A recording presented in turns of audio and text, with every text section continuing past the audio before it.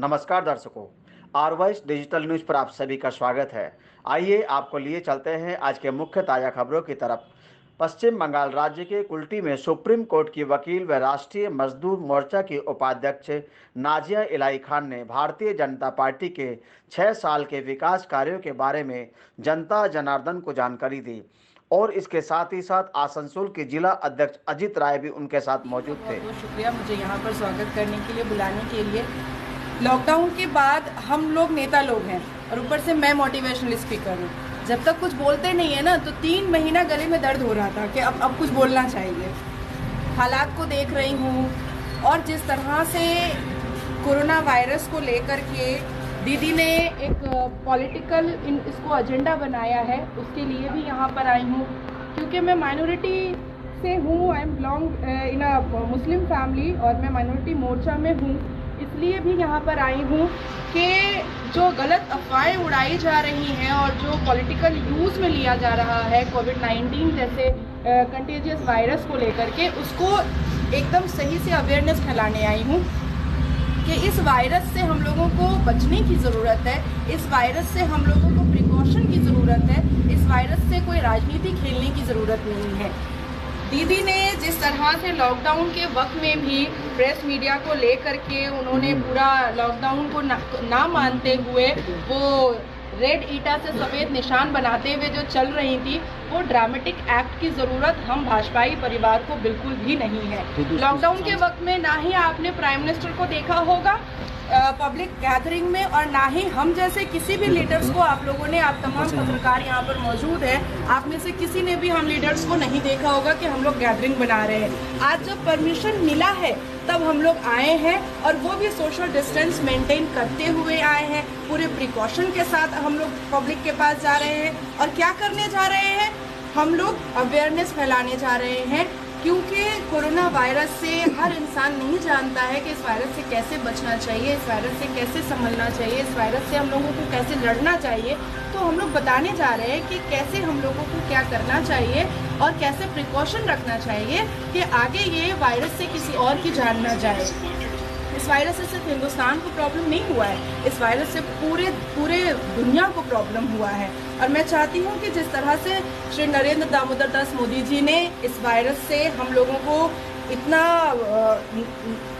हम लोगों को स्ट्रॉन्ग बनाया, इतना लड़ने के काबिल बनाया है, उसी तरह से जितने भी लोग जहाँ तक उनकी आवाज़ नहीं पहुँच पाई है, जहाँ तक उनकी बात नहीं पहुँच पा रही है, वो तमाम लोग तक हम लोग जाएं और आवाज़ पहुँचाएं और बताएं कि हम डरे नहीं, हम आगे आए, हम अपना काम भी करें, अपनी रोजी रोटी भी संभालें, अपनी रिस्पॉन्सिबिलिटी को भी संभालें और साथ साथ इस वायरस को हराने की भी पूरी क्षमता रखें, पूरी हिम्मत रखें। मैडम, जिस एरिया में आप अभी खड़े हैं, कुल्टी एरिया झारखंड का बॉर्डर पड़ता है, तो झारखंड या बिहार से बहुत से ऐसे प्रवासी मजदूर पैदल, साइकिल या बस से लगभग हज़ारों मजदूर आते थे, अभी भी कुछ आ रहे हैं।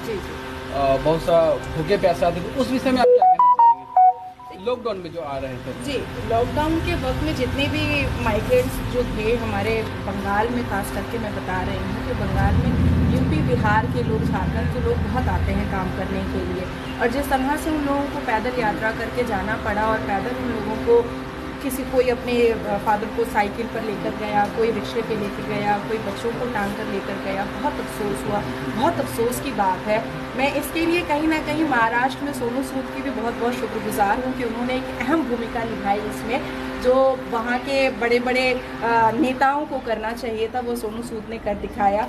उसी तरह से यहाँ पर हम लोगों ने भी बहुत कोशिश की कि मैं अपने बारे में जहाँ तक जानती हूँ, मैं वो कह रही हूँ कि मैंने खुद कई लोगों को, तकरीबन 3000 लोगों को, मेरी जो हिम्मत थी, मैंने पैसे दिए कि आप आराम से जाएं। लेकिन मैं रोड पर नहीं उतरी क्योंकि मैं लॉकडाउन को बिल्कुल भी मैं तोड़ना नहीं चाहती थी या डिसोबे नहीं होना चाहती थी, या मैं जो आ रहे थे बातें कि लॉकडाउन को पूरा हम लोगों को मानना है, मैं उसको ख़राब नहीं करना चाह रही थी। इसलिए पैसे से जहाँ तक मदद हो सकी वो मैंने किया है माइग्रेंट्स को पहुँचाने का। अफसोस बहुत हुआ मुझे। केंद्र सरकार ने अभी तक क्या किया लॉकडाउन में? केंद्र सरकार कर रही है, बहुत कुछ कर रही है। आमफन में भी आकर के उन्होंने, आमफन ने लॉकडाउन में क्या किया है?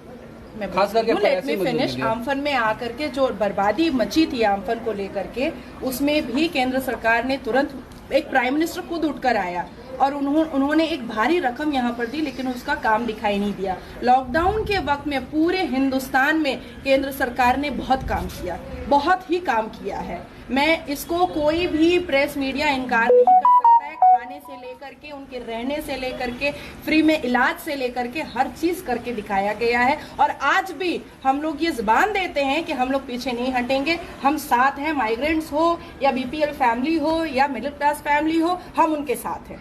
मैम, आप आज भाजपा से बिलोंग करते हैं। भाजपा के जिला अध्यक्ष के खिलाफ में उनके भतीजे के ऊपर आरोप लगाया था कि किसी लड़की के साथ छेड़खानी का, उसके खिलाफ में भाजपा के ही लोग दुर्गापुर न्यायालय के बाहर में धरना देते हैं। इस पर क्या कहना है?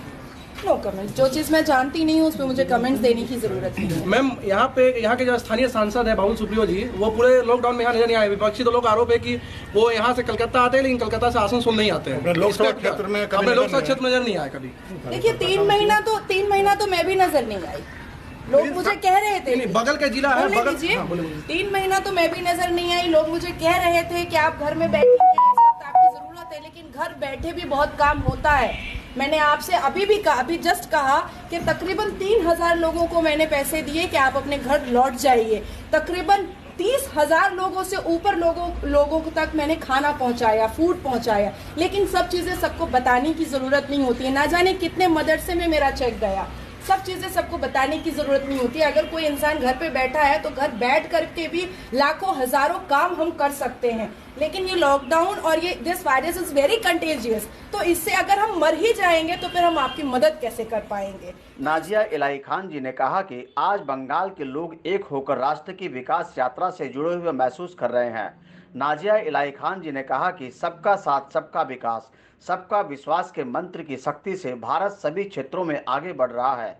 साथ में आसनसोल जिला अजित राय, कुल्टी विधानसभा सह संयोजक लल्लन मेहरा, ओबीसी मोर्चा अध्यक्ष दशरथ, युवा मोर्चा उपाध्यक्ष अजय चौधरी, कुल्टी मंडल उपाध्यक्ष अदिति नारायण शर्मा, पूर्व युवा मोर्चा अध्यक्ष कुल्टी मंडल मनमोहन राय, अल्पसंख्यक मोर्चा अध्यक्ष जिशान कुरैशी, आशीष राय, नीशू सिंह, अन्य कार्यकर्ता भी मौजूद रहे। थोड़ा सा समझना पड़ेगा। मैम, यहाँ का जो भाजपा का स्थानीय जो बीए में जो गुटबाजी है, इस पे लेकर आपका क्या कहना है मैम? इसको आप कुछ हमारे चैनल के थ्रू कुछ संदेश देंगे लोगों को कि भाजपा के लोगों को कि आपस में गुटबाजी ना करें? आपके चैनल के थ्रू मैं एक बात बिल्कुल ट्रांसपेरेंटली, पूरा हिंदुस्तान इस बारे में जानता है, यहाँ तक के लंदन के इंडियन एम्बेसी भी जानती है कि मैं जो बोलती हूँ बिल्कुल निष्पक्ष और एकदम ट्रांसपेरेंट बोलती हूँ। ये सब जानते हैं हिंदुस्तान के लोग। हमारे परिवार में, भाजपा परिवार में कोई गुटबाजी नहीं है, और जो गुटबाजी करता है उसकी भनक कान तक आती है और उसको क्लियर किया जाता है। ऐसे लोगों को की पार्टी में कोई जगह नहीं होती। धन्यवाद।